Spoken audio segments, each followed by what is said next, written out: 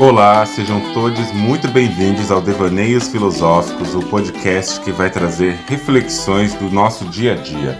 O meu nome é Andreone Medrado e esse podcast é um podcast livre, um podcast aberto para discutir coisas que acontecem na sociedade, no cotidiano e que podem ou não afetar a nossa psicologia, a nossa subjetividade e nos ajudar a fazer questionamentos muito mais do que trazer respostas.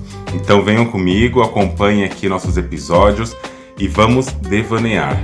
Você já parou para pensar no tanto de coisas que não são ditas, mas que falam muito sobre nós e sobre a sociedade?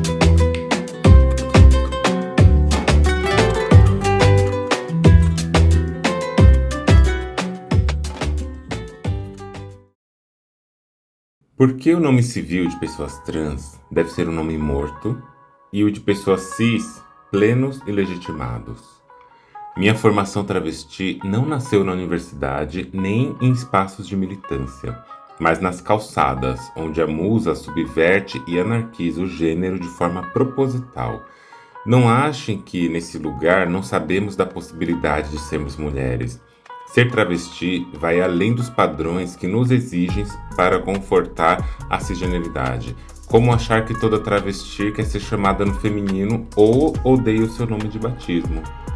Reconheço a importância do direito ao nome na história do movimento trans no Brasil, mas não podemos exigir que todas nós passemos a odiar o nosso nome de batismo no momento em que nos dizemos trans ou travestis. Tentei de todas as formas execrar o nome que minha mãe me deu. Dava desculpas quando perguntavam se eu era retificada. A verdade é que eu não queria retificar. Tenho um grande apreço por ele. Esse nome também me contempla. Soava bonito na boca de uma das mulheres que mais amei, minha avó.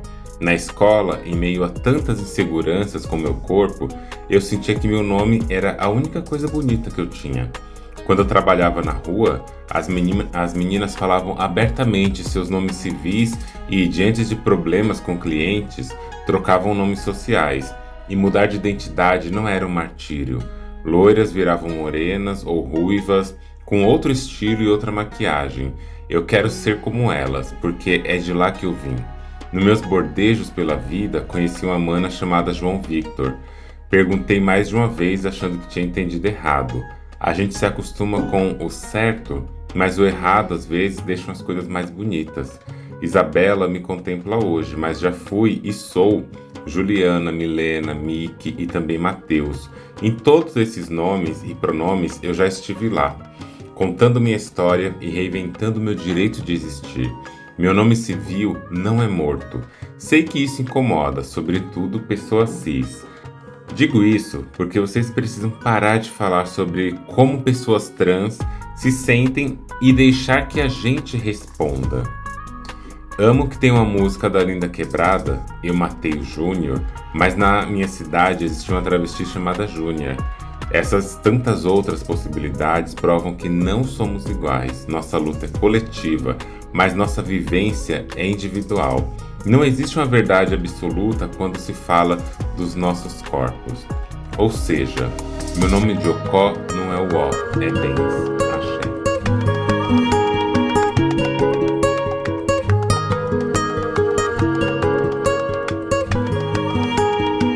Olá, minha gente, bom dia. Mais um dia aqui no episódio do Devaneios Filosóficos Podcast. E hoje, gente, eu comecei com esse texto, que é um texto lindo, maravilhoso. Foi publicado há um dia pela minha querida e amada Isabela Miranda, uma travesti maravilhosa. Quem quiser entrar no perfil de Isabela, é só procurar Isabela Mir __. Isabela com 2 L's. O nome do texto é Meu Nome Civil Não é Morto. E eu trouxe hoje o texto da Isa, porque quando ela publicou esse texto, e ela fala isso depois nos stories, já estava esse texto com ela há muito tempo. Mas ela disse, que criou coragem de postar agora. E de fato é um tema que gera movimentações na comunidade trans quando a gente fala sobre isso. Eu também tenho falado, já falei em outros episódios, falo em outros espaços, que eu também não acho que essa coisa do nome morto seja algo que me contempla, não. Honestamente, não é algo que me contempla. E por isso que eu trouxe o texto da Isabela. E eu acho que a Isa foi muito certeira no que ela falou. Eu me identifiquei em muitos pontos nesse texto. Várias pessoas, inclusive, me perguntam se Andreone é o meu nome social. E aí eu respondo, né, gente? Sim, meu nome Andreone é um nome social porque eu uso ele na sociedade. Então, é social, né? Já acharam que era nome artístico, André One, em inglês. E nos livros que eu escrevo, eu assino geralmente como Andreone T. Medrado. E eu não faço isso para abreviar, não, porque eu gosto do meu nome todo. Mas eu faço isso para deixar as pessoas curiosas para saber o que que é aquele T, que na verdade é de Teles. E também poderia ser de trans, né, de travesti. Eu nunca tive o desejo de trocar e nem de retificar o meu nome. Eu entendo, assim como Isabela também falou ali no texto dela, que para muitas pessoas isso é importante. E, inclusive, eu acho que essa é a beleza de poder transitar entre os nomes, escolher o seu próprio nome, sustentar e manter o próprio nome, trocar por um absolutamente diferente. E é assim que a gente quer, né? Que as pessoas possam seguir desejando os seus próprios desejos, vivendo isso daí.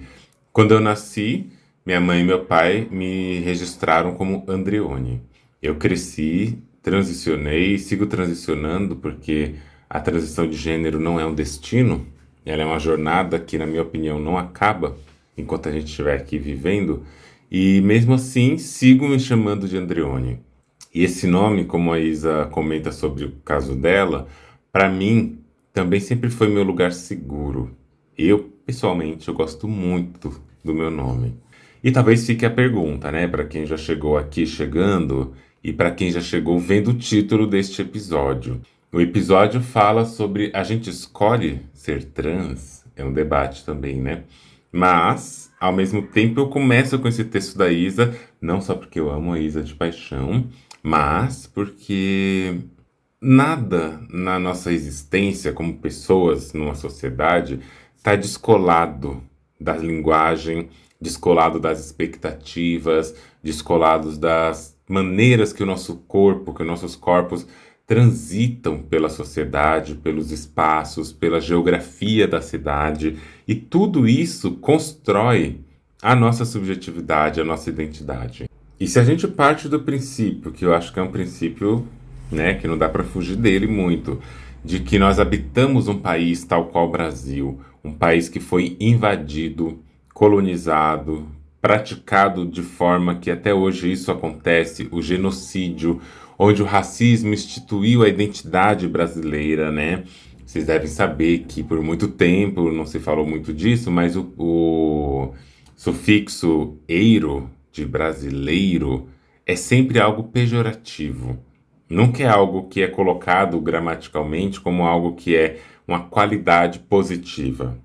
Você tem francês, alemão, japonês, estadunidense, inglês, irlandês, etc, etc, etc, né? Mas o Brasil, como uma colônia de Portugal, e uma colônia meio, como chamam, né, de lado, aquela colônia pobre, aquela colônia que era nesse processo colonial de Portugal aqui em Abaiala, essa colônia é uma colônia de exploração. Não é uma colônia de vivência, de instauração, onde vem para construir um novo lugar. O Brasil, chamado Brasil ali a partir do século XVII, XVIII, é um país fundado na invasão, né?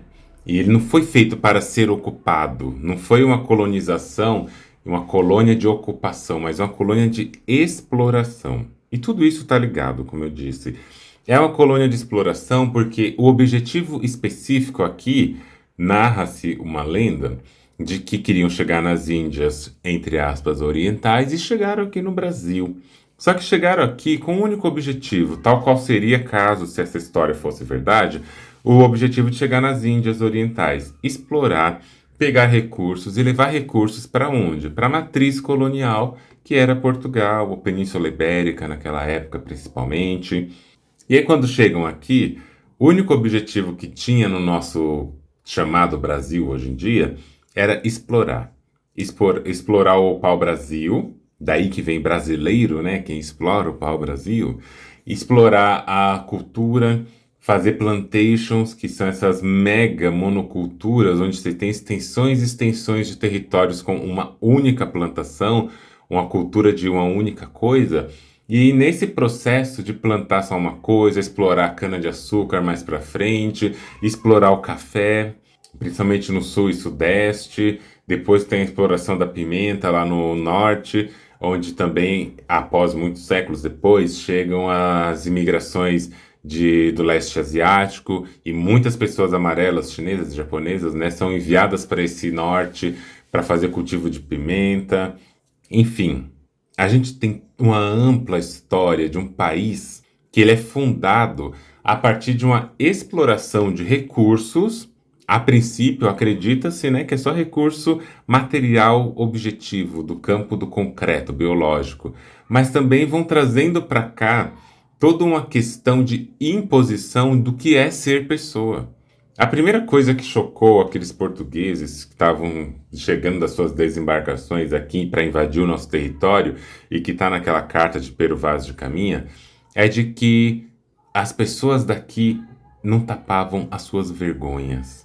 O próprio modo das pessoas aqui se vestirem foi a coisa que mais chamou a atenção. Chamou a atenção também que tomavam muito banho. Um país cheio de água.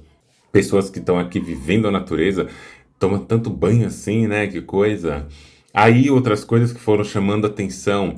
O modo como essas pessoas se comportavam em relação aos seus gêneros. A maneira como essas pessoas vivenciavam o próprio gênero aqui, sem aquelas marcações tão claras, né? E claras não é uma palavra acidental, é porque é claras de branquitude, com aquelas marcações claras do que é um gênero, do que é uma pessoa, do que é um homem, do que é uma mulher, que a Europa já estava construindo e que os séculos foram passando, e ali na virada do século XVIII para o século XIX, a gente vai ter a criação, a invenção da mulher branca cisgênera na sociedade, essa invenção que depois vai ser colocada também ao redor de todo o globo onde a colonização toca. Tipo aquela música Peach, parecendo uma cafetina, de Nanda Tsunami, onde ela vai dizer assim que é igual aqueles caras, que o que ele toca vira lixo, tipo o contrário de Midas. E aí a gente vai pensando, né, como que a colonização vai chegando nesses espaços. Tudo que a colonização toca, ela cisgenerifica, ela heterossexualiza, ela destrói caso não obedeça, ela esmaga, ela mata, aprisiona e vai criando todo um cenário, que é um cenário, obviamente, opressor. E se nós crescemos nesse espaço onde, desde as populações que já viviam aqui, nesse continente, nesse país, já foram desde o princípio da chegada e da invasão portuguesa, ibérica aqui no Brasil, já foram desde então sendo convocadas de modo impositivo, né? O convocadas foi irônico, para se regularem, se ajustarem, se cortarem em pedaços para caber, para participarem das missas, catequeses, etc., até as pessoas africanas que foram escravizadas, trazidas para cá e removidas de sua cultura, removidas do seu direito de expressar gênero, sexualidade, afeto, porque essa foi uma outra coisa que também a imposição colonialista transforma aqui a partir da morte, do genocídio, que é olhar o modo como as pessoas, tanto aqui, né, as populações indígenas, quanto as populações escravizadas, trazidas de modo escravizado de África até aqui, tinham, que eram outros padrões, outras formas de relacionamento que não eram monogâmicas, que não eram heterossexuais e também não eram cisgêneras. E se nós crescemos nessa configuração, é muita ingenuidade a gente acreditar de uma maneira assim quase essencializada que a gente simplesmente é assim, que nós nascemos desse jeito e quase como na questão Gabriela, nasci assim, eu cresci assim e eu vou morrer assim. E aí a gente já olha, né, essa pergunta, a gente escolhe ser trans? Essa pergunta ela não é uma pergunta simples, não é uma pergunta gratuita. Ela é uma pergunta que ela nasce de várias coisas e de vários lugares, porque ninguém pergunta se a pessoa escolhe nascer cis. Pelo contrário, né, minha gente? Nem é dada essa escolha. Não é dada a escolha de nascer cis, porque você nasceu aqui, você já é cis nessa nomenclatura que a gente utiliza. Essa pergunta ela já nasce permeada de colonialismo, no fundo, quando ela é olhada sem cuidado, né? Escolher pressupõe um sujeito soberano, pressupõe alternativas equivalentes, pressupõe uma segurança de futuro, uma ausência de uma certa coerção. Quem que exatamente tem escolhas? E escolhas em que condições? Vamos pensar assim, né? A cisgeneridade, como eu comento muito naquele episódio que eu falo que a cisgeneridade é compulsória, ela é um regime institucional, jamais é uma identidade neutra. A pergunta você escolheu, ela entra talvez também com uma tecnologia moral de controle, por um lado, mas ela entra aqui como tensão. Eu quero tensionar isso, porque talvez a pergunta nem nunca tenha sido sobre escolher, mas sobre qual é a permissão dada ao corpo. Quando alguém me pergunta, né, se eu escolhi ser trans, caso me perguntassem isso, quase sempre a pessoa perguntaria se, em outras palavras, por que que eu não permaneci obediente? E isso é importante da gente olhar, isso é importante da gente construir esse ponto de partida pelo seguinte motivo: não pode ser uma escolha quando não se são oferecidas possibilidades, né? Não pode ser uma escolha se a gente não tem possibilidades. Eu sempre pergunto, quando eu vou oferecer uma aula, quando eu vou dar uma aula sobre esses assuntos, eu pergunto assim para as pessoas: quando foi que você se descobriu uma pessoa cisgênera? Quando que você se descobriu uma pessoa cis? E essa pergunta tem uma origem filosófica, vamos chamar assim, na mesma pergunta que a Isa começa no texto dela. Por que que o nome civil de pessoas trans deve ser um nome morto e o de pessoas cis plenos e legitimados? Por que que se questiona tanto por conta de pessoas trans fazerem suas modificações corporais, suas modificações estéticas, modificações nominais, modificações comportamentais? Por que que isso é colocado na chave de algo que precisa ser compreendido, entendido, analisado? É sempre jogado para uma caixa do exótico, do outro, do estranho, do além, do fora da norma, ao passo que aquilo que é nomeado como essencial, natural e, portanto, é o que existe como regra de vida, não é tocado. A própria história da medicina mostra isso, quais são os corpos onde você começa a criar um departamento para estudar. O corpo da mulher é colocado nesse campo, e depois a gente vai ver nesse tema que a gente está falando da cisgeneridade, né?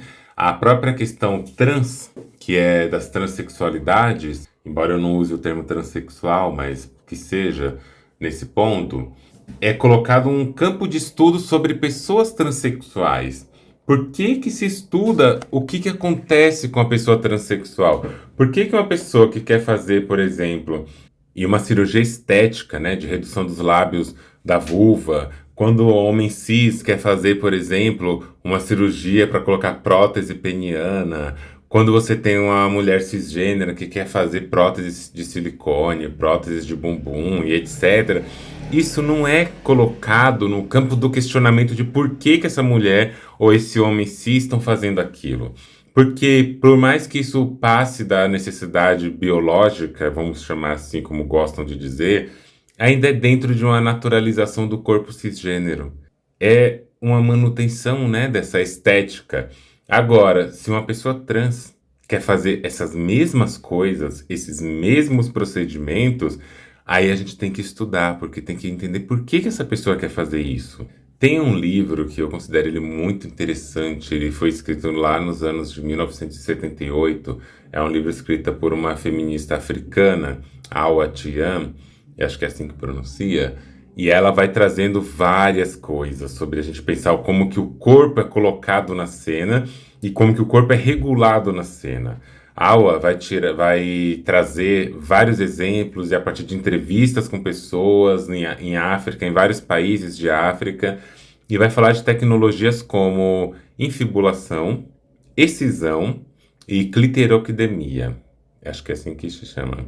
É, acho que é assim que se fala, enfim, eu não sei, mas as cirurgias são a infibulação é sobre impedir que a pessoa tenha relações sexuais. O que que significa impedir que a pessoa tenha relações sexuais nesse contexto? É controlar o corpo da mulher cis, nessa lógica. Então fazem cirurgia com as meninas a partir dos seus 9, entre 9 e 12 anos, que é quando pode se iniciar a puberdade ou antes disso, e vão lá e fazem, primeiro, a excisão, que é a remoção do clitóris, corta o clitóris com faca e naquelas condições que são condições tipo no chão. Algumas colocam areia para facilitar o processo. É uma coisa que ela vai descrevendo assim no livro, e a gente vai olhando e falando, gente, que isso? E aí tem isso, né? A remoção do clitóris, a excisão, que geralmente vem acompanhada da infibulação, que elas cortam em várias tiras os lábios menores, e esses lábios são costurados com espinhos. E esses são costurados para que eles sejam fechados e eles só sejam abertos na primeira relação sexual daquela mulher, geralmente no casamento. E lá se casa com 14, 15, 16 anos, na época que é contado o livro, né? Hoje eu não acredito que está 100% extinguido esse procedimento, mas né, já foi algo colocado ali no lugar do corpo. Mas ainda assim, o que eu quero chamar a atenção é que isso tudo ainda gira em torno de uma produção sobre um corpo, é uma modificação sobre um corpo, sempre da criança, né?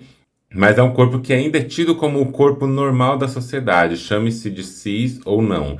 Mas é aquele corpo que naquela sociedade é normal.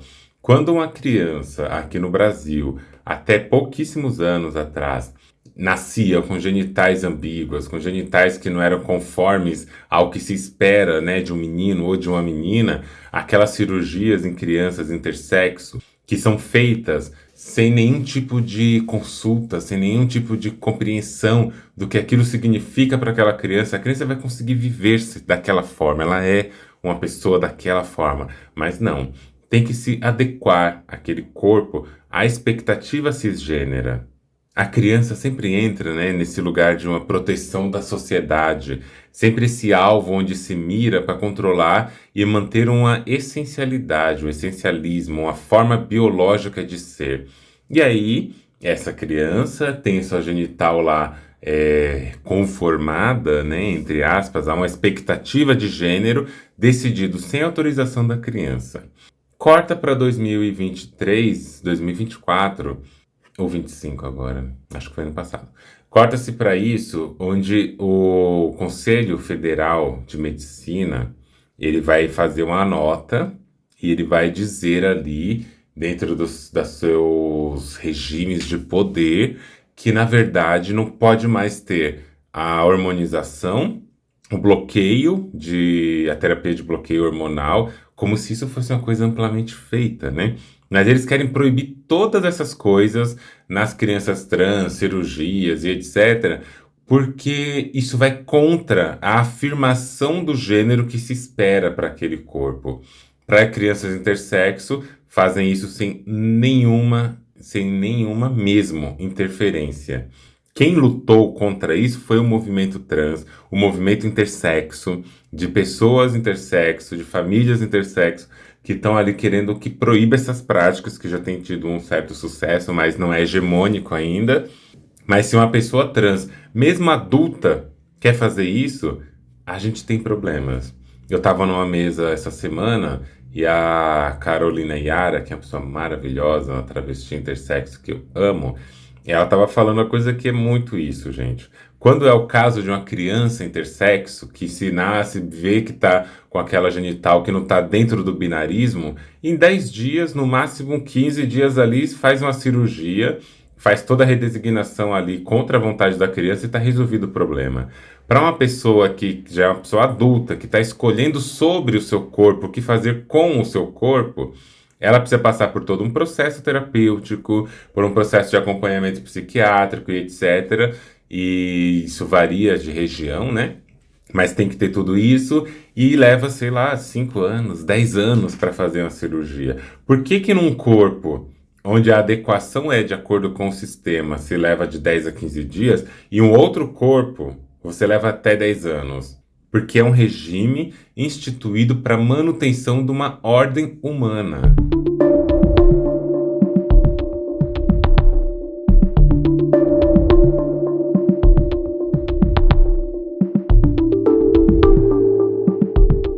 Então, essa institucionalidade compulsória da cisgeneridade, que é o que eu comento muito no outro episódio, ela tá aí para afirmar o ser humano, que ele é necessariamente cisgênero, ele é branco. E aí todo corpo que não está conforme isso, ele vai ser jogado para fora da norma, para fora do sistema, para fora da vivência. O termo trans, ele antecede historicamente o termo cis, curiosamente, né? Porque se transforma o trans, e aí então, quem são vocês? Vamos nomear vocês são cis. E aí a grande questão que fica é, permanecer na cisgeneridade também é uma decisão. Só que é uma decisão tão naturalizada, tão produzida numa naturalização dentro da estética divina, médica, política, social, afetiva, que ninguém se questiona. Ninguém olha para uma pessoa cisgênera e se questiona, pô, caramba, por que você tá cis ainda? Exceto nós, né? Eu vivo falando com as pessoas que eu gosto e que são cis, eu falo assim, porra, mas você ainda é cis? Ainda lê tudo isso, fala tudo isso, pensa tudo isso e ainda continua cis? Que força é essa, né? Eu achava muito engraçado quando eu lia Judith Butler e falava, gente, essa pessoa aqui escreve todas essas coisas e ainda é cis. Vai entender esse poder da cisgeneridade, né? Mas Butler não é uma pessoa cis, né? Faz pouco tempo que tem se colocado como pessoa não binária. Eu realmente acho muito difícil a gente olhar para essa sociedade, para esses atributos sociais que a gente enxerga e achar que a cisgeneridade é normal.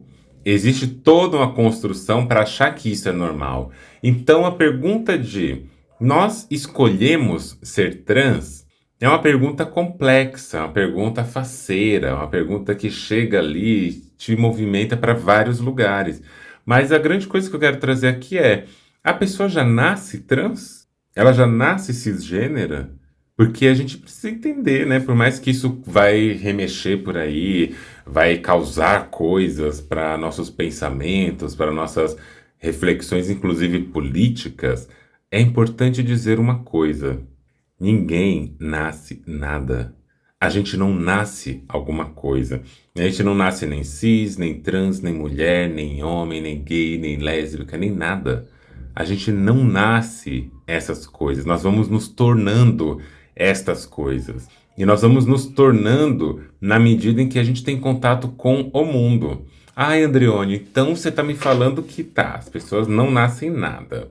Mas então, como é que você me explica o fato de uma criança, por exemplo, que nasceu numa casa, uma instituição, num contexto onde tudo indicava para ela ser cisgênera, tudo indicava para ela ser heterossexual, porque é isso que a gente sabe que tem, né?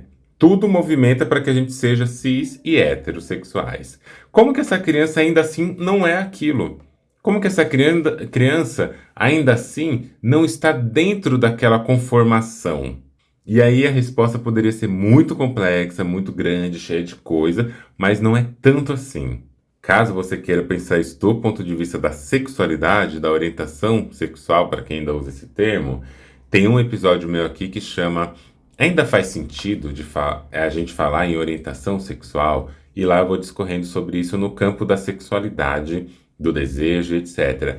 Mas uma coisa que a gente precisa saber é que a gente não nasce nenhuma dessas categorias, mas nós nascemos plurais, nós nascemos dentro de uma imensa diversidade, e uma diversidade de desejo, de gosto, de possibilidades de construção de tudo isso, e nós nascemos pessoas diversas. Essa é a grande coisa.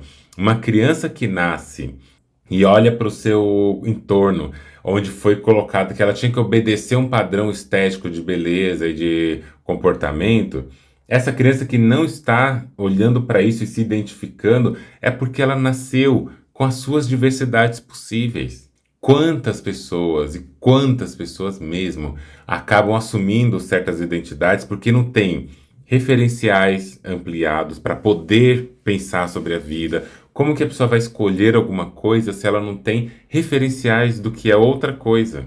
Entende? Essas crianças não têm autonomia, não é dada a essas crianças a autonomia e o direito de se expressar do jeito que elas querem. E aí, como a gente vive dentro de um binarismo sexual, de sexualidades e um monte de outros binarismos, uma criança que nasceu e foi assignada como menino ao nascimento, mas que ela não se percebe naqueles códigos, que ela tem um desejo que expande para além daqueles códigos, porque às vezes não é nem só que ela não quer ser aquilo. Às vezes ela não se identifica com aquilo porque ela quer ser uma outra coisa que não está encontrando o meio, mas que sabe que ultrapassa aquele limite. E a gente aprende na dicotomia da vida a escolher uma coisa ou outra coisa. De novo, trazendo o texto da Isa, essa coisa de que nem toda travesti vai ter raiva do seu nome morto, nem toda travesti vai olhar para a nomeação no masculino e vai achar isso um absurdo. Algumas até se tratam também no masculino e não estão ali olhando para isso com essa coisa aversiva que a sociedade constrói como necessidade da aversão. Então, o que acontece, na minha perspectiva, é óbvio, na minha perspectiva, né? Tem muitas outras perspectivas por aí, mas na minha perspectiva, o que acontece é que a gente aprende desde muito cedo também a nomear as coisas pelos pares, pela dicotomia. A gente quer transformar em dois aquilo que é muito plural. É muito plural, isso não é redundante, é que é plural mesmo. Só que a gente aprende a sempre encaixar em isso ou aquilo. A gente não traz isso e aquilo, e mais aquilo outro, aquilo daquilo daquilo. E aí essa dicotomia cria em nós uma necessidade, suposta necessidade de ter que se encaixar em uma das partes. E eu, desde criança, eu sei que eu me atraio por mais de um gênero. Eu sei isso. Desde criança eu lembro nitidamente de quando eu via homens nos contextos superbinários que eu vivi, né? Homens e mulheres. E eu sentia atração por homens e por mulheres. Eu aprendi, eu aprendi a orientar o meu desejo para mulheres naquela ocasião, porque naquela ocasião é o que eu tinha que fazer. A minha construção social de pessoa, de desejo, de futuro dependiam daquela orientação. E qualquer escape era um escape absurdo. Eu já contei isso em vários lugares e eu vou contar aqui outra vez. Eu sei que vocês que me acompanham já sabem que as repetições fazem parte da construção destes episódios. Eu vou contar resumido, tá? Aquela vez que eu, uma criancinha linda e fofa e maravilhosa, muito nerdzinha, sempre nerdzinha nas salas de aula, eu tinha um grupinho de outras pessoas nerds. Aquele grupo eram todas as pessoas nerds da sala, era daquele grupo que eu pertencia. E aí a gente fazia muitos trabalhos, nossos trabalhos de escola eram sempre aqueles lindos e maravilhosos da década de 90 com crepom. A gente fazia margem de crepom, letras grandes e coloridas, tudo bem bonito assim. E aí ia ter um trabalho para entregar um certo dia. Esse grupinho resolveu se reunir na casa de um amigo que eu tinha muita amizade, a gente conversava sempre, eu estava sempre na casa dele, ele ia na minha casa. E aí um dia eu falei com meu pai assim: amanhã, quando você for levar os meninos e as meninas para a escola de manhã, você pode me levar e me deixar na casa do meu amigo? Porque eu estudava à tarde, né? E aí, se você me deixar lá na casa dele, de lá eu vou para a escola depois. Eu devia ter uns 13, 14 anos, tá?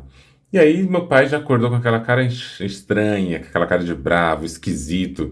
Mas eu achei que era só a vida de adulto sendo vida de adulto. A gente entra lá no fusquinha dele, ele leva a gente para a escola. Só que no caminho da escola é onde ele ia me deixar. E eu falei assim: ah, pode me deixar aqui que tá bom. E aí ele vira no banco de trás do fusquinha branco, faltando um pedaço do assoalho, olha bem na minha cara, e tava eu, minha irmã, meus irmãos ali. Ele olha bem na minha cara e fala com a voz irritadíssima: você não virou bicha, não, né? Naquela hora, assim, eu só lembro de ter gelado. Porque, tipo, nossa, descobriram. Descobriram, e agora o que que eu faço? Porque era o tabu. Isso é um tabu gigantesco, não podia ser nada além daquilo. E aí, meus irmãos olhando no silêncio profundo no carro, eu não lembro o que que eu respondi. Eu queria muito lembrar, e olha que minha memória é muito boa. Mas eu não lembro o que eu respondi, só sei que eu desci do carro e fui para casa do meu amigo lá fazer o trabalho, entregamos, tirando nota máxima e tal. Mas eu nunca mais esqueci essa cena. Nunca mais eu esqueci sobre O que que eu tinha que fazer a partir dali para que essa pergunta nunca se repetisse na minha vida? O que que eu precisava fazer desde então para que eu nunca mais ouvisse alguém perguntando: Você não virou bicha, não, né? De outras palavras também, você é homem, né? E porque não é só sobre sexualidade quando a gente fala essas coisas. O medo dessas pessoas é que a gente não seja o homem que esperam que seja, ou a mulher que esperam que seja. E a partir daquele momento, eu preciso criar tecnologias de afirmação do meu gênero. Criar tecnologias de afirmação de que eu estou entregando para o meu pai e para minha mãe aquilo que eles realmente queriam de mim, aquilo que ele e ela realmente queriam de mim, que era ser um crente, violinista, muito conhecedor da Bíblia, que gostava de mulher, que queria casar e que seria tudo isso. E eu entreguei, viu? Entreguei por muito tempo. Por muito tempo eu entreguei, porque eu era uma pessoa super popular na igreja, crente, crentíssima. Andreone, nossa, Andreone era o exemplo na igreja, sem modéstia nenhuma, tá? Falando assim com toda a verdade. Já cuidei do som, já cuidei das crianças, já cuidei de adolescentes, já cuidei de excursões. Eu fazia várias excursões por São Paulo, eu alugava ônibus e tudo, eu tava ali na frente organizando as coisas. Eu tocava violino na igreja, acho que o que eu mais gostava de fazer era pegar na vara, tocar violino na igreja. E aí, como a gente vai observando, né, o nosso desejo sendo castrado, sendo enclausurado e a gente tendo que se afirmar dentro de um lugar. Naquele momento não me era dada a escolha de ser cis. Eu nunca pude escolher ser cis, mas assim também como eu nunca pude escolher ser uma pessoa LGBT. Nunca pude escolher ser trans, nunca pude escolher ser outra coisa. Eu lembro de uma vez que minha mãe saiu, eu pegava o vestido dela e eu vestia o vestido dela com o sapato dela. E aí eu guardava tudo direitinho do jeito que tava, né? Porque eu não podia. Enfim, algumas fotos de crianças que se perderam porque meus pais deixaram nas casas, nas milhões de casas que a gente mudou e morou de aluguel, que eu tava com aquela pose bem bichona. Mas que todo tempo eu tinha que corrigir o meu comportamento. Da vez que eu encontrei com a minha sogra, no primeiro dia que eu fui conhecer minha sogra, e aí eu tava falando e eu gesticulei com a mão assim, desmunhecada. E ela falou assim: Ixi, conserta essa mão aí. Então é sempre um regime comportamental onde a gente tem que se enquadrar nas coisas, né? A gente tem que se enquadrar em todos os lugares. Qual que é o espaço que a gente tem ali naquele lugar para escolher? Então, acho que essa coisa da escolha de ser trans nem é dada como uma possibilidade na maioria dos casos. Ela nem é dada como um lugar onde acontece uma decisão por ser trans. Só que nem por isso as pessoas deixam de ser trans. Eu atendo várias pessoas trans na clínica, eu experiencio isso na vida, eu vejo outras pessoas com quem eu tenho as minhas amizades, né? E meus círculos de amizades e de intimidade são com pessoas trans, muito mais com pessoas trans hoje. E aí a gente olha para esse campo onde a gente fala, não sei se é uma escolha. A gente não tinha que ter que escolher nada disso. A gente simplesmente quer sair daquela prisão que nos colocaram. A gente quer recusar uma afirmação identitária que nos foi imposta. A gente não está virando trans, a gente não está virando uma coisa ou outra. A gente está saindo de um regime que nos impede de viver. Então é uma recusa de morrer aos poucos, é uma recusa de secar o nosso desejo. E nomear isso, né, o nomear essa desobediência, a gente sair dessa desobediência, coloca a gente em lugares muito custosos, né? Ninguém pensa, ninguém pergunta quando não se é uma pessoa trans ou uma pessoa LGBT, ninguém pergunta quanto custou pra gente, quanto custa pra gente o processo de saída do armário, o processo de transição. Ninguém pergunta isso, porque é sempre um grande erro, é sempre um grande problema. E às vezes, né, transicionar não é escolher ser alguma coisa, é escolher não morrer.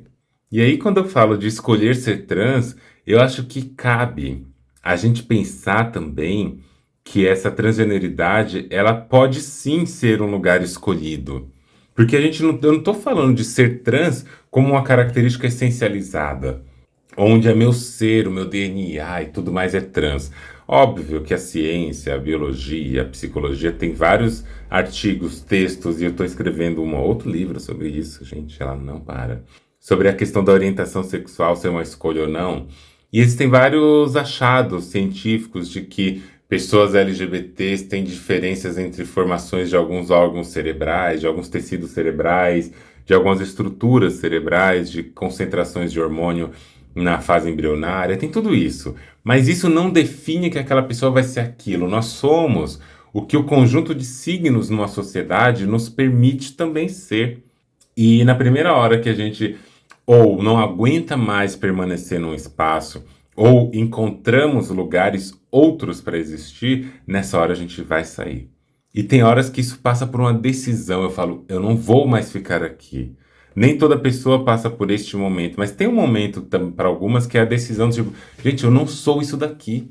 Eu não sou essa vida. Caiu, sabe? Fechou, acomodou os significados, os símbolos que foram sendo recolhidos a partir do mundo, da vida, se fecham para alguma pessoa e elas falam, gente, eu não sou isso aqui. Eu sou outra coisa. E aí a pessoa escolhe sair. Mas é uma escolha não tão escolhida assim, né? Porque se ela ficar, ela morre. Então ela tem que sair desse sistema. E é a partir disso, de perguntar sobre quem escolhe ou não ser uma pessoa trans, que eu quero chamar a nossa atenção para uma seguinte coisa.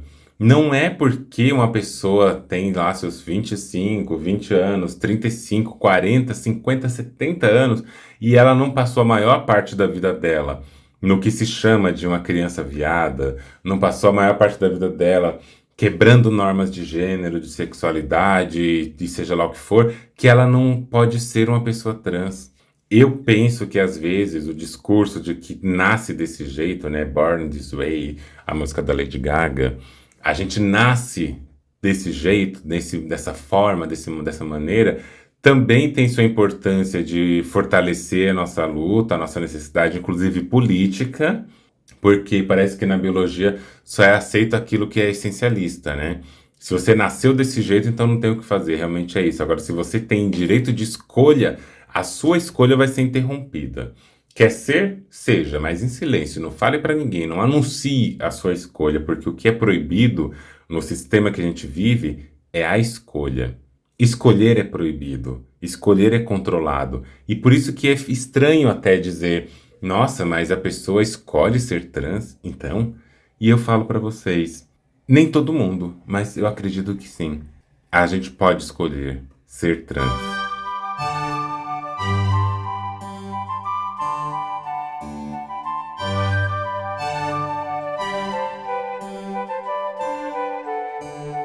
E antes de ir para outra parte que fala sobre quimera, eu quero falar também sobre um outro detalhe aqui para a gente ligar com outro bloco e fazer essa passagem para a quimera, que é sobre a gente pensar a transição, a própria noção, né, da escolha como uma questão de poder. É muito mais sobre quem pode escolher o quê, do que sobre simplesmente quem escolhe de fato. Porque quando a gente fala de escolher, é escolher existir, escolher transicionar ou não transicionar, etc, né? E a questão que me pega para pensar nisso tudo é tem muita coisa nessa jogada quando eu falo assim de escolher ser trans, não escolher ser trans, porque a pessoa que se mantém na cisgeneridade, ela também faz isso por escolha. Ai, mas a pergunta que eu escuto, né? Ai, mas como é que eu vou? Eu não sei por onde começar se eu quiser deixar de ser cis. Poxa, caramba! As pessoas olham aí e falam, gente, olha o tanto de gente trans, maravilhosa, incrível, quebrando, chutando, queimando o sistema com as suas estéticas, com as suas ideias, com suas músicas, com seu corpo, com a sua vida. E a pessoa não sabe como. Mas sabe qual que é o detalhe que precisa ser falado? É que permanecer na cisgeneridade é um conforto, por pior que seja esse conforto. Mesmo para pessoas negras, que nos meus postulados, né? Uma pessoa negra não pode ser uma pessoa cis, eu já falei isso em outros episódios, isso vai sair em um livro chamado Políticas Afetivas da Desobediência, previsto para abril desse ano. Se preparem que tá chegando aí, paulada, com prefácios e prólogos e pós-fácil e contracapa de Sofia Faveiro, Tiengel, KJ, Cadência, pessoas de peso que vão escrever esses textos maravilhosos para esse livro que está questionando isso. E aí eu falo assim que o passaporte para a humanidade, para ser um ser humano, é ser branco e cis. Você é cis? Você é branco? Então você nem pode ser humano. E aí tem outras coisas que dificultam você ter o visto de humano, né? Uma pessoa com deficiência, uma pessoa gorda, uma pessoa que tem alguma neurodivergência, assim por diante, dificultam o passaporte. Mas se você tem o passaporte cis e o passaporte branco carimbados, isso aí já te dá pelo menos um lugar de ser considerado uma pessoa humana irregular. Mas quando você não tem esse par associado, cis e branco, você nem tem entrada na categoria humana. E honestamente, como eu comento em políticas afetivas da desobediência, eu não quero ser humana. Eu não quero ser.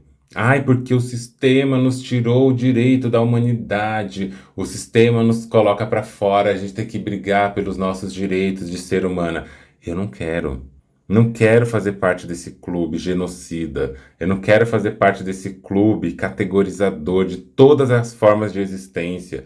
Fiquem com eles. Deixem esses grupos lá. E aí, uma pessoa que foi criada, socializada, né, sociabilizada como cisgênera, é uma pessoa que entra nessa dinâmica e entra nessa dinâmica dentro de um lugar onde ela vai se conformando mesmo. Ela vai se adequando mesmo nesse lugar, vai se adequando mesmo a essas estéticas, essas pressões, essas formas de vida e etc. E ela vai se entendendo quase como um organismo que não se pode ser mudado. É como se precisasse ter um genoma trans, um genoma LGBT, para essa pessoa poder dizer: onde eu estou está péssimo, ruim, eu preciso sair. Uma pessoa branca, ela não vai deixar de ser branca no Brasil enquanto o racismo for o operante da classe e da construção da nossa sociedade, né? Mas uma pessoa cisgênera pode deixar de ser cis. Ela pode deixar de ser cis. É uma questão até de desobedecer, desobediência. Nesse mesmo livro, eu dedico umas boas páginas para conversar sobre desobediência e dissidência. Pessoas dissidentes, elas são dissidentes independentemente da vontade delas. Assim como pessoas hegemônicas também são hegemônicas independentemente da vontade delas a partir do momento que os códigos estão sendo cumpridos. A partir do momento que alguém deixa de cumprir os códigos dela, deixa de pertencer àquela hegemonia de significados, comportamentos, ideias, identificações, o próprio sistema vai decidi-la. Decidir é um verbo que significa sair de algum lugar, colocar para fora. Uma pessoa dissidente é uma pessoa posta para fora de um grupo. Então, decidir é sair daquele grupo, não pertencer àquele grupo.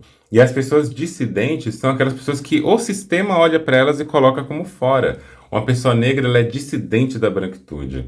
Uma pessoa trans, ela é dissidente da humanidade. Negra e trans, eita. Uma pessoa neurodivergente é dissidente. Uma pessoa que tem uma sexualidade que não é higienizada, conforme, heterossexual, etc., ela é dissidente. Uma pessoa que é fetichista no campo das sexualidades, ela é dissidente também, que são as dissidências sexuais e tal. E aí a gente olha que a dissidência, ela chega como uma rotulação a partir do sistema. O sistema rotula essa dissidência, mas existe uma outra forma também, onde o sistema vai rotular como dissidente, mas que existe um movimento que nós fazemos que é a desobediência. A desobediência é aquela coisa onde a gente toma consciência do que está acontecendo, onde a gente tem consciência, às vezes, do nosso corpo ou não, mas de um modo ou de outro a gente não se adequa.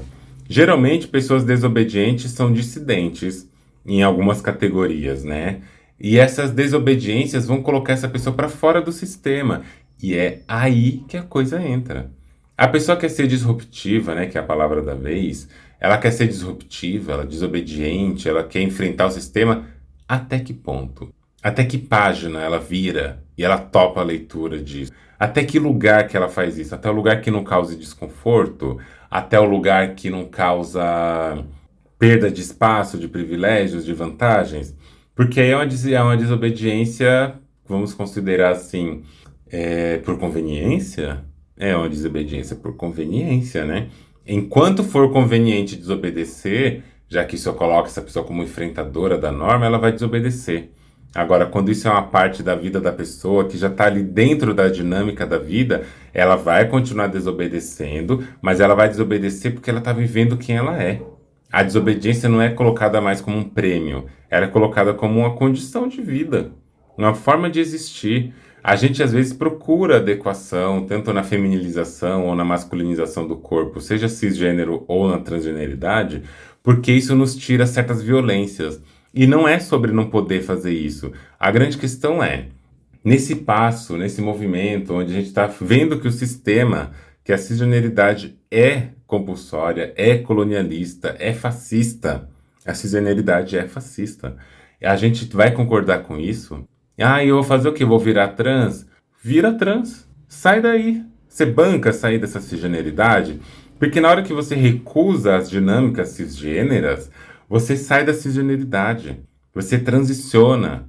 E essa transição, por mais que eu acho que muita gente vai discordar disso que eu estou falando, eu estou olhando para um outro lugar, eu não estou olhando para o lugar da identidade essencial.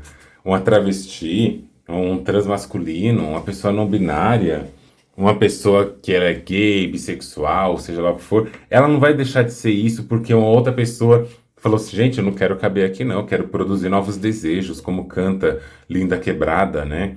Eu quero sair daqui, eu quero cantar novos desejos, cantar para novas pessoas, cantar novas formas de existir, porque aqui onde eu tô não cabe. É que as pessoas não prestam atenção na violência cotidiana que envolve o ato da gente ser e estar cisgêneros no mundo. É uma violência cotidiana. Eu comecei dando exemplos sobre cirurgias, pessoas intersexuais, pessoas intersexo, né? E como que isso é uma imposição que escapa da narrativa e da percepção crítica de muita gente. Como quando eu estava uma vez numa palestra, eu estava dando uma aula, na verdade, no Museu da Diversidade, aqui em São Paulo, e uma pessoa que levanta a mão para falar, fazer um comentário, é uma pessoa cisgênera, mulher, que fala naquele momento que durante a adolescência e a pré-adolescência ela tinha hirsutismo com H. Hirsutismo é quando você tem excesso de pelos no corpo. Guarda isso. E aí, essa pessoa, ao ser levada, né, pela família ao médico, foi levada ao médico e lá no médico foi receitado altas doses de anticoncepcionais. Quase que é o seguinte, fizeram hormonização naquela criança. Fizeram não, quase não, fizeram de fato, né? Uma hormonização para que crescesse menos pelos naquela criança. O aumento de pelos pode estar relacionado a concentrações de andrógenos, etc. Pode estar. Tem inclusive a condição que chama hiperplasia congênita da adrenal. E é quando a gente tem, durante a formação embrionária, né, em algumas pessoas, a glândula supraadrenal, ela tem uma hiperplasia, ela tem um aumento do tamanho das suas células. E esse aumento, do tamanho não, da quantidade de células, né? E esse aumento da quantidade de células produz mais esteroides. E as células da adrenal também produzem testosterona, andrógenos. E é essa pessoa que tem a hiperplasia, porque hiperplasia vem desse sentido de aumento do número de células, né? Hipertrofia é aumento do tamanho. E essa hiperplasia, com aumento do número de células da supraadrenal, faz produzir mais esteroides androgênicos e pode produzir a formação de pelo, entre outras coisas também. E aí essa criança recebe uma dose altíssima de estrógenos ou até mesmo de bloqueador. E aí você vai olhar, crianças não podem receber bloqueadores de hormônio porque isso é contra a natureza humana. Nesses casos podem, né? Eu assisti um vídeo de Instagram esses dias, uma mona contando, uma mona cisgênero, supostamente, contando que ela, quando era criança, quando teve 14 anos, ela não estava menstruando, a família dela achou isso muito estranho. Aí levaram ela para o médico, levaram para um, para outro, não tem nada, não tem nada. Até que leva no outro lugar, faz uma ressonância e resolvem que tinha que fazer uma cirurgia nela. Ai, gente, voltaram. Os héteros de moto voltaram aqui para Osasco. Mas voltando aqui, depois desses héteros passarem, né? Ela foi em um lugar, foi no outro e assim por diante. Até que resolveram fazer uma cirurgia para remover glândulas que estavam alojadas no lugar que deveriam ser as trompas. Ela não estava sabendo de nada, ela só sabia esses nomes. Até porque no vídeo ela vai falar, depois de um tempo, que, se não me falha a memória, foi diagnosticado como aquela síndrome de Morris, que é chamada também de feminilização testicular, que é uma condição genética rara, mas que indivíduos geneticamente 46 cromossomos XY apresentam uma resistência à ação de hormônios masculinos, nesses termos médicos, né, que são os andrógenos. E aí, o que a gente percebe nesse caso dela é que não foi perguntado para ela se ela queria remover testículos que estavam alojados no lugar das trompas. E quando se tem sensibilidade aos andrógenos, a genital vai se formar como uma vulva. E a pessoa também vai ter seios e etc, né? Mas a medicina olha para aquilo e fala: não, esse corpo tem que ser adequado, porque tem que colocar em algum lugar esse corpo. E aí esse corpo foi colocado aonde? Foi colocado no lugar de ser um corpo feminino de uma mulher, portanto não pode ter a presença de testículos. E aí foram lá e fizeram a cirurgia dessa pessoa. Qual foi a autorização que teve para isso acontecer? Então, a cisgeneridade ela acontece nesse campo dessa obrigatoriedade de imposição, né? E aí, quando a gente está falando do direito de ser, da escolha, de sair desse lugar, a gente está falando que quando a gente quer desobedecer ao sistema, desobedecer uma norma, e a gente não se conforma com aquilo que acontece, porque às vezes falta incômodo. A gente é produzido, né, num campo anestésico tão grande da cisgeneridade, num campo tão profundo de fazer com que a gente se conforme que nós nascemos desse jeito e seremos desse jeito para sempre, que a gente acredita que, primeiro, só tem um jeito de existir, que é ser homem ou ser mulher. A maioria das pessoas acreditam ainda nessa lógica. Segundo, que se você nasceu homem e mulher, você só pode se tornar uma pessoa trans caso o seu corpo não esteja adequado para o que se espera da sociedade, ou se você passar por muita violência, muito sofrimento físico, psicológico, social, e é a partir disso tudo que a sua transgeneridade ela pode acontecer. Que você não poderia ser uma pessoa trans se você não teve proibições de ser quem você quer, se você simplesmente falou assim: gente, eu não sou cis, eu não caibo nessa caixa, eu não quero mais estar aqui, isso não me identifica, porque a gente fala muito sobre a identificação, né? Se identificar com uma coisa ou com outra, e que essa identificação ela é quase essencializada. E a gente tem que falar também sobre o quanto a gente não se identifica, mesmo tendo sido produzidos para se identificar. E mesmo, olha lá, hein? Mesmo tendo se identificado de tal forma por toda a vida até aquele momento.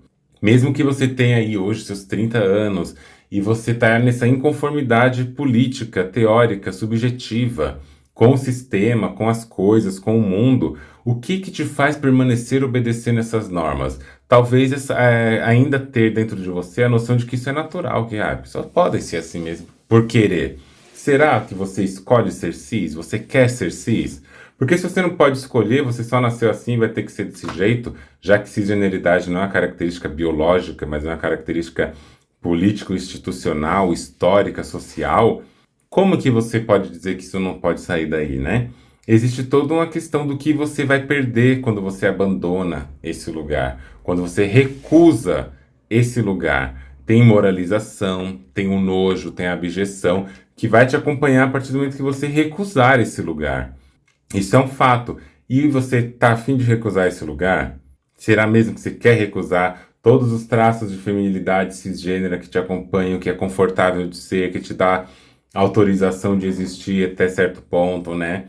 Porque a cisgeneridade é inatingível, ninguém é cis de verdade, sempre tem algo para ser melhorado, sempre dá para emagrecer um pouco mais, sempre dá para falar mais fino ou mais grosso, sempre dá para você ter uma postura mais masculina ou mais feminina, sempre dá para você fazer algo além daquilo que está sendo colocado como regra, porque a cisgeneridade é uma coisa baseada no campo da idealização. É o ser humano ideal, e seres humanos ideais não existem. Logo, se procura o tempo todo por algo que não existe. Você vai encontrar?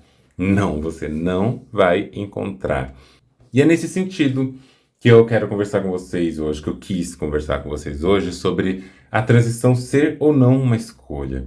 A gente escolhe sim, tá? Para quem quiser, vamos causar essa polêmica, a gente escolhe sim ser pessoas trans. A gente escolhe sim transicionar. A coisa que a gente não escolhe é ser diversa.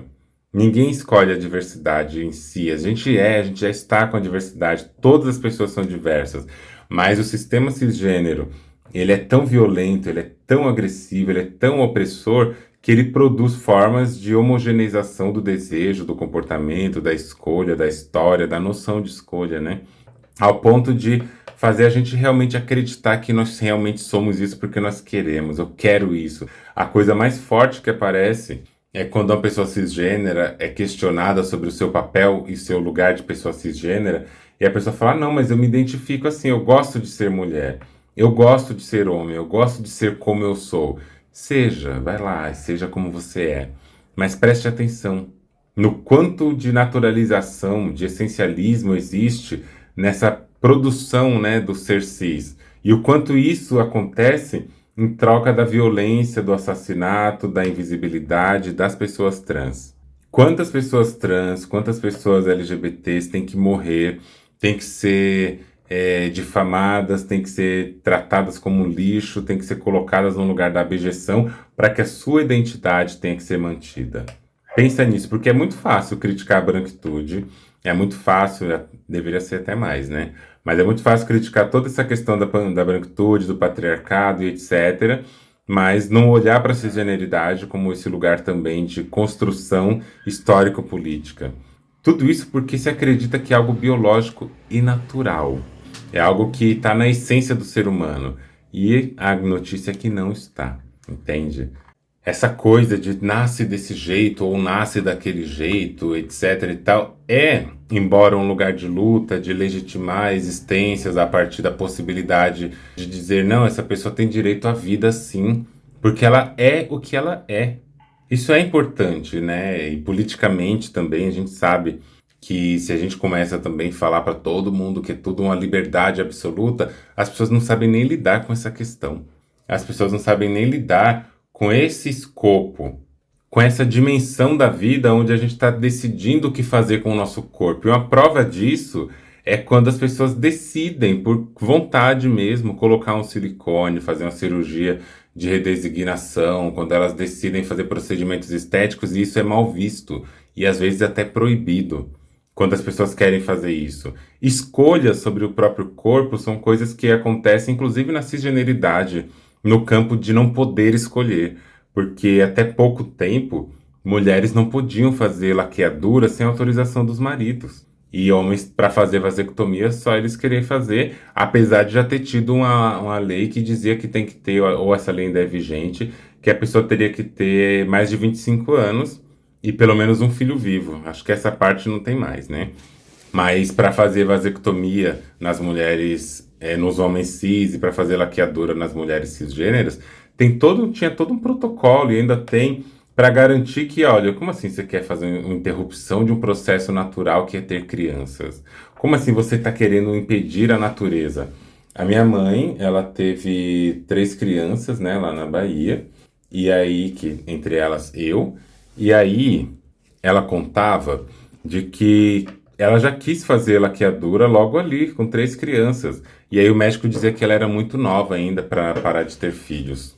Embora já teve também na história da América Latina, América Central também, a noção de que as pessoas, as mulheres negras, eram quase que impedidas de ter criança, né? Por vários procedimentos, até mesmo pelas testagens das pílulas anticoncepcionais, as laqueaduras não solicitadas, que também já teve isso. Então, tem vários procedimentos onde o controle do Estado sobre o corpo, o Estado com E maiúsculo, é o que vai definir o que você pode ou não é a sua escolha.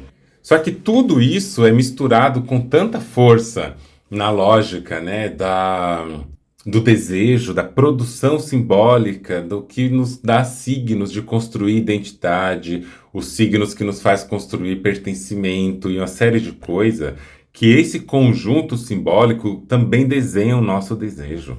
O nosso desejo ele é feito de várias coisinhas que a gente vai coletando ao redor do mundo, na nossa vivência, na nossa experiência. E essas coisas que a gente vai coletando, elas vão nos informando sobre um desejo, só que desejos não são imutáveis. A gente pode refazer, pode construir novos desejos conforme a gente traz novos signos para a nossa vivência. Não, eu não quero, nunca gostei de homens, nunca gostei de mulheres, eu não gosto de pau, eu não gosto de vulva, etc, né?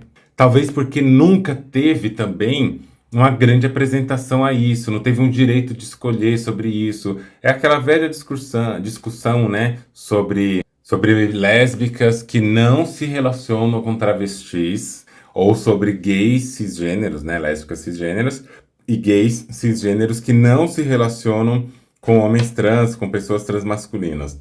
As coisas que a gente tem que olhar é isso, que a gente nem tá falando de orientação sexual no campo de uma atração por gênero, né?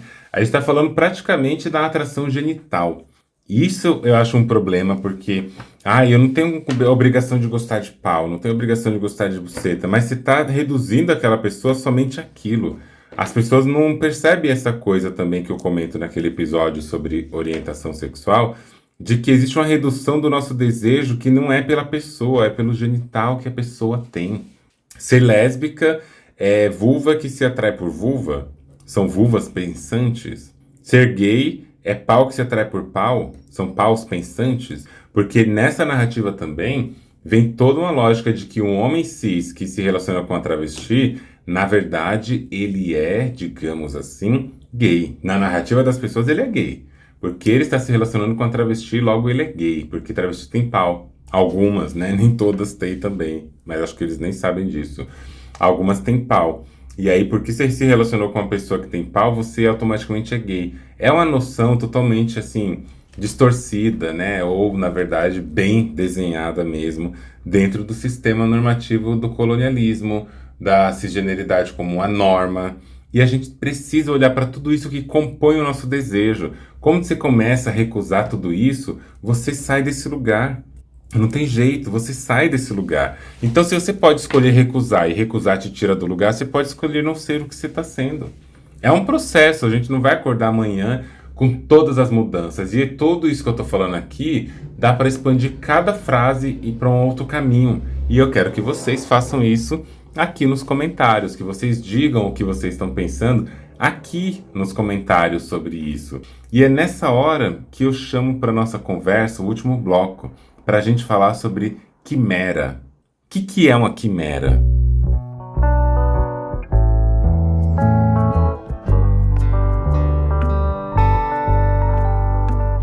Quimera, gente. Se você for pensar bem, quimera vem dessa noção na mitologia grega, por exemplo, de uma criatura que é um animal com a cabeça de leão, que tem uma cabra nas costas, que o rabo é uma cobra e que tem asas, né, em algumas ilustrações.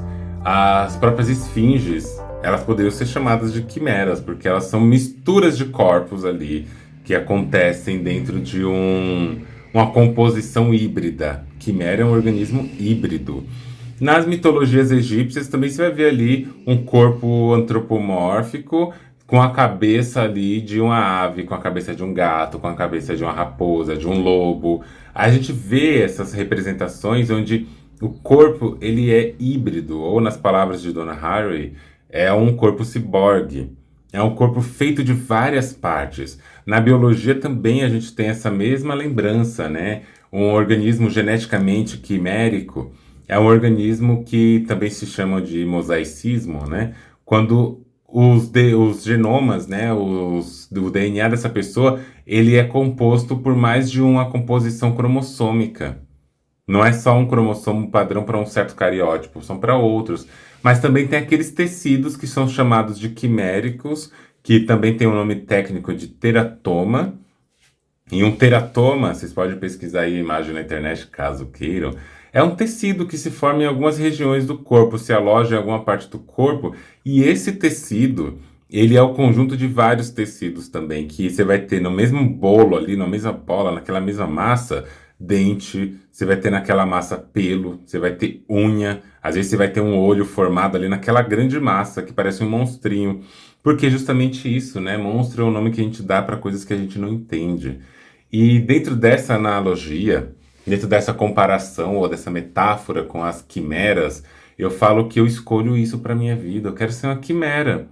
É uma travesti de 2 metros, que tem seios, que tem pau, que já teve barba, que tem uma voz grossa, onde se esperava uma voz fina, e a gente vai sendo essa mudança, sabe?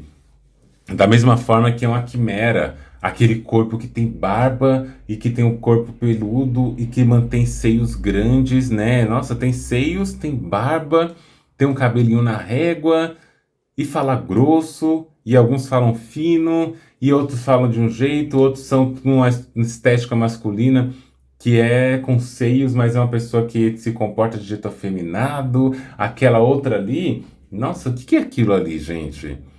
Se veste igual mulher, né? Eu não assumo as palavras da sociedade. Se veste igual mulher, tem peito, parece que tem pau porque tem um volume ali, a pessoa nem aquendou, olha só. E tem a voz grossa e disse que é travesti. Sim, todas são identidades legítimas. Quando a gente recusa essa necessidade de ter que se antropomorfizar, de ter que ser humanos, a gente também recusa o modelo, a gente recusa o espelho cisgênero que desenharam sobre nós, o modelo cisgênero de existir, o modelo cisgênero que a gente passa, na verdade, a acreditar que é o modelo que define a nossa vida, que é o modelo que desenha a nossa própria história, que desenha o mundo como nós devemos ser, sabe? A gente precisa olhar nessa lógica da quimera quase como uma ruptura ontológica. Ontológico vem de ontologia no campo da filosofia, que é quando a gente vai estudando as origens das origens das origens.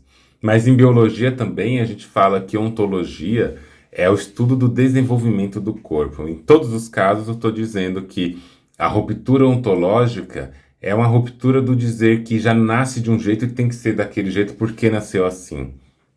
É quebrar essa noção, não apenas de propor uma quimera como uma metáfora, uma mera metáfora, mas uma posição política e, se quiser, uma posição pós-ontológica, que a gente quebra essa ideia de que a gente nasce de um jeito para ser desse jeito. A quimera não busca uma coerência, um reconhecimento que pede pela identificação com a norma. A gente não quer caber. Essa é a grande coisa. A gente sempre vai querer entrar em um grupo, em outro, mas a gente não quer caber na norma. A gente não quer caber no lugar onde disseram que o nosso corpo, por ter uma determinada estrutura, a nossa voz, por ser de um determinado jeito, tem que se adequar. Não estou dizendo que disforias não devam ser levadas em consideração, mas como eu tenho um episódio aqui também que fala que a disforia é um dispositivo colonialista, acho interessante também a gente pensar que a disforia não é nossa, ela veio de fora. O que eu não gosto no meu corpo, eu aprendi a não gostar. E tem casos psíquicos que já está de um jeito onde a gente realmente aprendeu a não gostar mesmo e não tem o que se fazer muito com isso. E a gente precisa respeitar esse não gostar, esse não querer e viver de modo que esse sofrimento seja apaziguado, né? Não gosto da minha barba porque me causa esse desconforto, porque me associa ao masculino que não existe mais aqui nessa estética dominante. Eu tenho o direito de querer tirar essa barba. O problema é quando eu não entendo por que eu quero tirar coisas, eu só quero tirar tudo que me incomoda. Só porque incomoda pelo fato de que disseram que incomoda. E quem disse que incomoda? A cisgeneridade, a normalização. Algumas pessoas vão querer modificar a sua voz, algumas pessoas vão querer modificar o seu corpo, algumas pessoas vão querer tirar, colocar seios, tirar, colocar vulva, tirar, colocar pau e etc. E a questão não é se pode ou se não pode. A questão é a gente saber, de novo, chamando o texto da Isa, que as pessoas são diferentes. Que nem todas vão querer tudo do mesmo jeito. Nem toda travesti vai querer afinar a voz. Nem todo transmasculino vai querer uma voz grossa. Nem toda não binaridade vai ficar em um campo específico da sua existência estética e das suas performatividades, né? A gente vai ser diferente. E o que a gente precisa assumir é essa diferença. O próprio movimento trans precisa ser um movimento quimérico. O que quer dizer isso? Um movimento que entenda que ele é feito de várias partes e que nenhuma deve nada à outra. A gente não está ali para dever coerência. Nós somos feitas de quebras, de supostos, o que chamam de excesso, e não é excesso, é o que a gente é. Nós somos feitos de temporalidades que se sobrepõem, de contradições que não precisam ser resolvidas, porque não fomos nós que criamos. O meu corpo ele não é contraditório porque eu sou uma pessoa trans que tem pau e que me visto de modo feminino e que tenho a voz grossa e que não falo sempre afeminado e etc. Não, não tem nenhuma contradição aqui. Não da minha parte. A contradição é cisgênera. É a cisgeneridade que vem a contradição aqui. Todas as pessoas deveriam poder viver os seus sonhos e viver os seus desejos a partir de um lugar que elas possam existir, fazer o que tem vontade de fazer com os corpos. Pessoas freaks, por exemplo, que a gente fala bastante, tem um episódio aqui que chama de Quem é o Seu Corpo, que tá eu e Tiange, uma pessoa maravilhosa, que tem trazido grandes, as enormes, né, contribuições para o movimento freak aqui para o Brasil. E a gente fala disso, de que uma pessoa freak é vista, é olhada na rua, sempre no lugar de uma abjeção profunda, que inclusive destitui aquele corpo da capacidade de amar e de ser amado. É um corpo que você olha e você fala, é um monstro, não pode. E por que que olham e falam que é um monstro? Porque não incluem esse corpo como uma existência possível. Monstro é o nome que dão para aquilo que não entendem, que não se adequa. Somos monstras. Somos quimeras e somos monstras. E esse não caber, esse não adequar-se, esse não pertencer, gera incômodo tanto em quem quer ser pertencente quanto em nós, e às vezes a gente acaba também cedendo a isso para sofrer menos e começa a se adequar, começa a fazer processos que a gente conhece como destransição, por uma necessidade de arrumar um emprego, de arrumar um afeto, e o sofrimento ali, ó, correndo solto por dentro, né? Ouçam lá esse episódio, tá muito bom. Chama de Quem é o Seu Corpo. E aí, gente, o que eu trago para a gente pensar é o seguinte, né? Essa quimera, ela é aquilo que o projeto colonialista tentou destruir desde o começo. Desde o começo, sabe o começo do nosso episódio que eu tô falando, que chegaram aqui e viram formas de comportamento, viram corporeidades, viram fé, crença e modos de existir, tanto aqui quanto em África, na Ásia, na América, chamada de América, né, como um todo. O que a gente percebe são que essas formas quiméricas de existência não podem acontecer porque elas quebram o padrão estabelecido e imposto pelo colonialismo. E é isso que a gente tem que fazer. A gente não precisa esse frenesi colonialista, cisgênero e heterossexual de querer ser traduzidos integralmente, e muito menos pelo regime de gênero, de raça e de humanidade. Quando eu digo, né, que a gente tem que pensar além do espelho cisgênero e heteronormativo, eu não estou dizendo que a gente precisa imaginar uma versão que seja melhor aceita de nós mesmos. Eu estou dizendo que nós precisamos recusar, inclusive, esse enquadramento de perguntar se nós somos legíveis. Por que que a gente quer ser legível para o sistema? Por que que a gente quer ser um corpo aceito ali no sistema? A gente não pode falar nada, a gente não pode pensar, a gente não pode se comportar como a gente quer, porque isso nos coloca fora e marginaliza, né? Então a quimera, ela não se pergunta como que as pessoas estão me vendo, ela se pergunta como que eu sigo fabulando a minha existência apesar da existência da cisgeneridade que nos quer fora. É isso que eu tô pensando pra gente. Tô pensando da gente construir corpos que não buscam por uma estabilidade, corpos que se constroem no trânsito, que fazem desse trânsito a sua própria ética de vida, corporeidades que não vão pedir desculpas por mudar de rumo, que não vão buscar purezas da identidade, que não vão se organizar a partir do cisgênero como horizonte. Eu não quero feminilizar meu corpo para parecer cis. Eu quero ser travesti. Eu estou travesti neste momento. E se a vida me apresentar outras terminologias, outros modos de existência, e isso me encaixar, eu vou para lá também. Não existe fixação identitária fora da cisgeneridade. Se isso acontecer, é porque nós estamos imitando, ainda que inconscientemente e a contragosto, as dinâmicas. Em políticas afetivas da desobediência, eu digo que o afeto também é um campo de governabilidade. O colonialismo nos ensinou a desejar caber, a amar ser tolerade, a confundir sobrevivência com aceitação, e as corporeidades que eu penso que a gente pode construir hoje, desobedecendo a norma, ela também desobedece o afeto que esperam de nós. Desobedece a ideia de amor como normalização, a ideia de promessa de inclusão como algo que é uma salvação. Eu vou salvar vocês porque eu estou te incluindo. Desobedecer o futuro cisgênero que a nós é oferecido como o único possível. Então, assim, a produção da quimera é uma produção que fabula um corpo que não quer ser o próximo modelo de cidadania ou de cisdadania.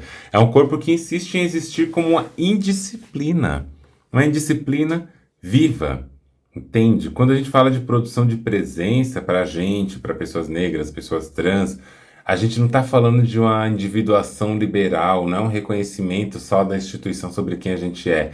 A gente quer produzir presença no mesmo sentido de produzir mundos onde o espelho não nos define. É sustentar corpos que não são sempre representáveis, porque são tão plurais que não dá para representar uma coisa só. Não dá para dizer o que é uma travesti, o que é um transmasculino, o que é um homem trans, o que é uma pessoa não binária. Não dá para dizer. Esse papel, essa missão, esse destino, a cisgeneridade já tenta há muito tempo e falha absurdamente. A violência de se estar numa vivência cisgênera é gigantesca. Agora imagina sair dela. E quão que é mais ainda, né? Porque há quem pense que a cisgeneridade é feita só para beneficiar as pessoas e não tem nenhum benefício constante. Ela tem talvez recompensas de adestramentos, quase como algo pavloviano. Eu vou te adestrar a querer. E aí a gente aprende a querer aquilo e a não querer outras coisas. E eu não quero, como uma quimera, ser vista como um corpo que está se encaixando numa expectativa social padrão. Nunca vai acontecer. Eu quero continuar criando, mesmo que o mundo insista em não querer e não saber fazer algo comigo. Não precisa.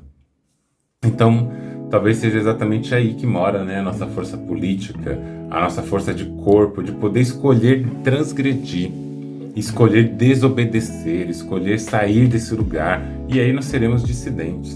Esse lugar da escolha, ele é potente, porque às vezes as pessoas estão meio em dúvida, né? Ai, será que eu sou uma pessoa trans? Será que eu posso ser uma pessoa trans? Porque isso, porque aquilo? Gente, vai lá, desobedeça. Desobedeça essa instituição. Não adianta só dizer que eu não sou mais uma mulher, eu não sou mais um homem, eu sou nada disso agora. E você continuar imitando os códigos que esse sistema faz e que torna privilegiado o passaporte. Desobedeça. Ai, mas eu vou ter que mudar o meu estilo. Desobedeça. Ai, como é que eu faço? Desobedeça. Eu não tenho uma regra de como você vai desobedecer, mas você sabe o que é uma desobediência, porque quando você vê uma pessoa que está desobedecendo, você identifica aquela desobediência. E deixa eu contar uma coisa. Existe vida na desobediência. Nem todo corpo que desobedece é um corpo que está fazendo aquilo ali porque quer aparecer, tá? Só para você entender. Só para você não achar que as pessoas estão ali querendo aparecer. Não estão. A gente está ali fazendo a nossa vivência, fazendo a nossa vida, a nossa existência, porque a gente está desobedecendo o que a gente não cabe. Esse espelho não reflete a nossa imagem. Nós vamos quebrar esse espelho. E a desobediência, ela precisa ser um direito da escolha da gente. Para a gente sair, vai ter gente que vai faltar espaço, vai ter gente que não vai ter essa condição de desobedecer na hora que quer, porque depende de vários outros recursos, mas a gente precisa ter essa luz em nós acesa, na nossa ideia, na nossa cabecinha, onde a gente fala, dá para desobedecer, eu posso escolher desobedecer, eu posso escolher transgredir, eu posso escolher sair daqui. E aí nós vamos pegando referências que nos ensinem, que nos mostrem essas desobediências, sem nunca precisar ter que fazer igual todo mundo. Não me interessa se uma pessoa chega em mim e fala que eu não sou travesti o suficiente. Eu não pedi opinião. Vai dar opinião para quem quer. Ah, mas assim você enfraquece a luta das travestis. Não enfraqueço. Eu não nego nenhum ponto da história da produção travesti, que é uma produção maravilhosa, marcada de muitas lutas, né, muitos sofrimentos, mas que é uma produção assim de uma identidade que constrói a gente. Só que se a gente tiver medo de que tudo que expande muito a identidade acabe com ela e por isso a gente torna rígido, a gente está fazendo exatamente como a gente aprendeu no colonialismo, sustentando a qualquer custo. A gente tem que aprender também que as coisas podem se expandir e se ela se desfizer é porque ela está encontrando outros caminhos. Ai, cada dia mais uma letra nessa sigla LGBTIA, PNA, mais blá blá blá. É mesmo. Vai ter mais siglas até chegar o momento que essas siglas não sejam necessárias. A gente não tem nem sinal de quando vai ser isso. Precisamos transgredir, tá bem? trago aqui isso e fecho dizendo: a nossa luta também precisa ser, apesar de termos toda a pluralidade, ela precisa ser em algum lugar coletiva. Quando for fazer um evento para falar de gênero, de transgeneridade, não chamemos só as travestis. Não são apenas as travestis que estão fazendo história de gênero no Brasil. É um movimento super importante, super necessário, muito lindo e digno de todo o reconhecimento, de toda a convocatória para falar de si. Mas vamos nos unir nessas horas também e vamos chamar as pessoas intersexo, vamos chamar as pessoas transmasculinas, vamos chamar pessoas não binárias para falar sobre isso e vamos inserir raça, porque parece que tudo que eu estou falando aqui também se encaixa da mesma forma para pessoa branca, negra, amarela, marrom, indígena. Não se encaixa, tá? Todas as coisas que eu falei aqui precisariam ser feito um outro episódio de podcast para cada categoria dessa. A pessoa negra, trans, ela enfrenta outras coisas que uma pessoa trans branca nunca vai saber. A gente tem que ter essa noção também. Por isso que não dá para ter um movimento que encaixe tudo numa coisa só e tudo é igual. Mas que a gente precisa se unir nessa luta, precisa. O apagamento das transmasculinidades, das não binaridades, não pode continuar acontecendo. Para a gente não repetir o que a gente aprendeu com a cisgeneridade. Porque a gente aprendeu, tá? Você também aprendeu e aprendeu muita coisa. Você está desconstruindo no campo consciente.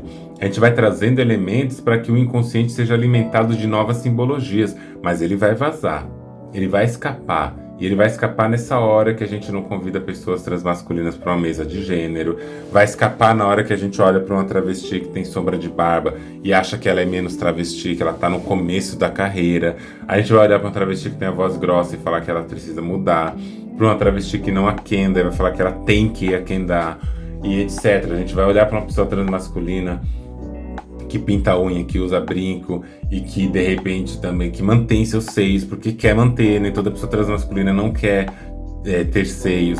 E quando olha para essas pessoas e acha isso errado, é porque o inconsciente está ali vazando e vazando bastante, mostrando nossos aprendizados colonialistas sobre nós mesmos e sobre as outras pessoas. A gente precisa estar atente a isso, tá bem?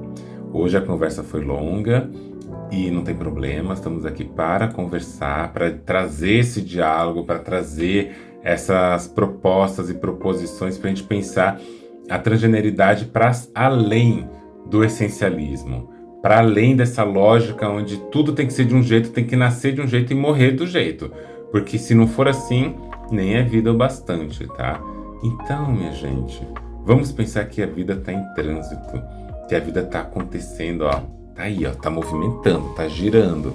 A coisa é agitadíssima. Tô dizendo pra vocês, isso daí é coisa agitada, não dá pra gente se conformar tanto não, tá bom? Agora, comenta pra mim o que você achou, qual que é a sua opinião. Eu quero saber a sua opinião também, eu não quero só trazer aqui essas coisas, porque como eu digo, não tem nenhuma verdade absoluta, nem nada do que eu estou trazendo. Mas tem sim questionamentos. Tem sim problematizações e isso eu quero que esteja aqui presente. Deixa aqui, manda comentários, manda suas mensagens, suas repostagens, marca a gente quando postar no seu Instagram, comenta ali, fala o que você achou e divulgue por aí. Tá bom? Então eu vejo vocês em outro momento e como eu não vou deixar de perguntar, você já parou para pensar? É isso por hoje, pessoal. Espero que vocês tenham gostado desse episódio. Lembrando que vocês podem seguir o meu perfil no Instagram, andreone.medrado. Vocês também podem enviar seus depoimentos, reflexões, críticas e sugestões no link que eu vou deixar aqui na bio, na descrição de cada episódio, de um formulário. Espero por vocês nos próximos episódios. E já não esquece, compartilhe esse podcast com alguém que você conhece, avalie esse podcast ali, porque isso nos ajuda a alcançar mais pessoas e ajuda também na nossa produção de conteúdo. Vejo vocês em breve e um grande beijo e até mais. Você já parou para pensar?